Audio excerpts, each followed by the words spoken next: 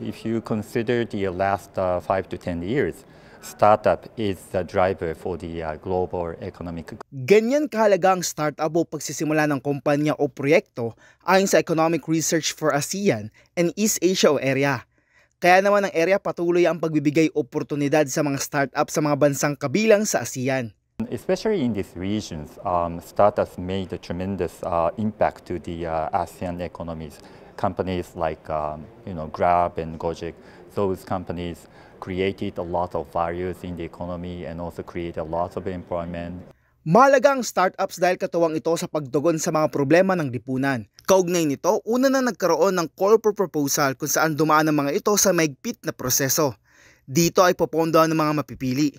May pagkakataon naman ang dalawang napili na maipresenta ang kanilang startup sa ASEAN Summit sa Laos sa darating na Oktubre. Kasama sa finalists ang ilang mga Pilipino tulad ng Atoani AgriVentures, isang data analytics solution na layong tulungan ng mga magsasaka sa bansa.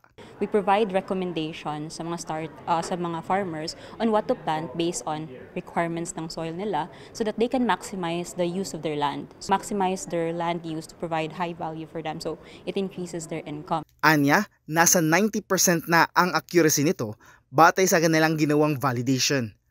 Kasama din dito ang artificial intelligence para sa mga employer para malaman ang posibleng resignation ng kanilang mga empleyado at maiwasan ang disruption sa kanilang operasyon. Hindi lang siya focus on performance. Ang technology namin is looking on different parameters. Like tinitingnan namin ano yung natapos nila, kumusta yung compensation nila, nakatanggap ba sila ng incentive, tumataas ba yung sweldo nila, ilan yung overtime hours na ginagawa nila on a weekly basis. Sa kasalukuyan, nasa 78% na ang accuracy na meron dito. Ang area ay katuwang ng DOST na may sarili ding programa para sa mga startup sa bansa. It's an addition to what we can fund. This is on another level because you will be recognized in the ASEAN region. And you will note that the ASEAN region has about 600 million population that you can serve through your startup. Kaya oportunidad ito lalo na sa mga Pilipino para maipakilala ang kanilang startup. Rod Lagusad para sa Pambansang TV sa Bagong Pilipinas.